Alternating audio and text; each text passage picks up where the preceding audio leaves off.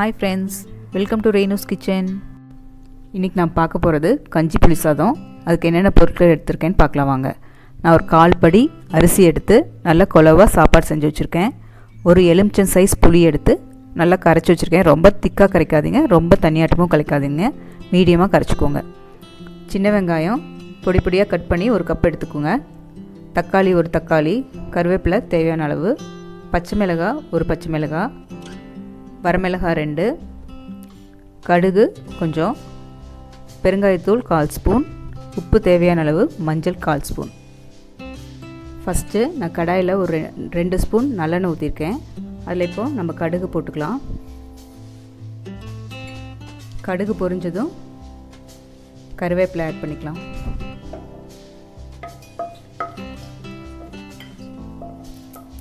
பாருங்கள், இப்போ இது பொரிஞ்சிருச்சு. இது கூட கருவேப்பிலை ஆட் பண்ணிக்கலாம். அடுத்தது வெங்காயம் ஆட் பண்ணிக்கலாம்.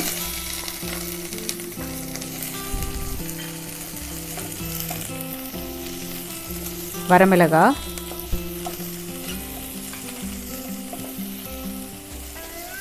பச்சை மிளகாய்,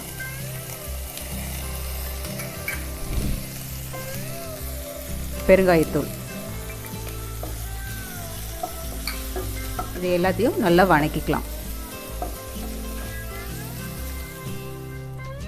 பாருங்கள், இது கூட இப்போ நம்ம உப்பும் மஞ்சளும் போட்டுக்கலாம்.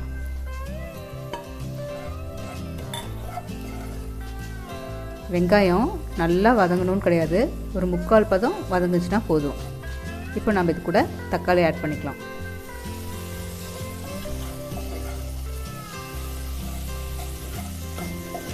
தக்காளி கொஞ்ச நேரம் நல்லா வதங்கட்டும். இது வதங்கணுன்னா நம்ம இப்போ இறக்கிடலாம்.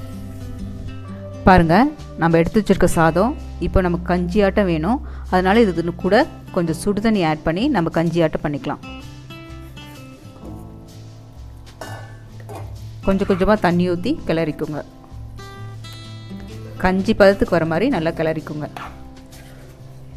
நான் இந்த ரெசிபிக்கான இன்க்ரீடியன்ஸும் மற்ற ரெசிபிக்கான லிங்க்கும் கீழே டிஸ்கிரிப்ஷனில் கொடுத்துருக்கேன், அதில் பார்த்துக்கோங்க. கிளறும் போது அடுப்பை வந்து சிம்மில் வச்சுக்கோங்க.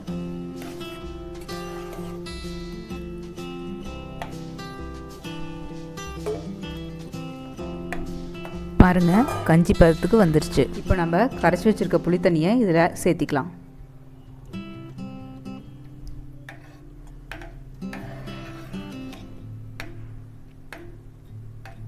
சாதம் இப்படி தான் தண்ணியாட்டம் இருக்கணும், அப்போ தான் டேஸ்ட் நல்லாயிருக்கும். இது பாருங்கள், இப்போ இது கொதிக்குது. இது கூட நம்ம வணக்கி வச்சுருந்த வெங்காயம், தக்காளி இதெல்லாம் போட்டுக்கலாம். நல்லா கிளறி விட்டுக்கோங்க. டேஸ்ட் பண்ணி பார்த்துட்டு உப்பு போட்டுக்கோங்க. வெங்காயம் நிறையா போட்டுக்கிட்டிங்கன்னா நல்லா டேஸ்ட்டாக இருக்கும். இது இப்படி தான் தண்ணி ஆட்டம் இருக்கும். நீங்கள் சூடாக சாப்பிட்டிங்கனாலும் ரொம்ப நல்லாயிருக்கும், ஆறி சாப்பிட்டிங்கனாலும் ரொம்ப நல்லாயிருக்கும். எப்போது செய்கிறத விட இந்த மாதிரி செஞ்சிங்கன்னா டிஃப்ரெண்ட்டாக இருக்கும். கண்டிப்பாக ட்ரை பண்ணி பாருங்கள். கஞ்சி புளி சாதம் ரெடி. இது உங்களுக்கு பிடிச்சிருந்துச்சுன்னா இந்த சேனலை லைக் பண்ணுங்கள், ஷேர் பண்ணுங்கள், சப்ஸ்கிரைப் பண்ணுங்கள், மறக்காமல் பெல் ஐக்கான் கிளிக் பண்ணுங்கள். தேங்க்யூ.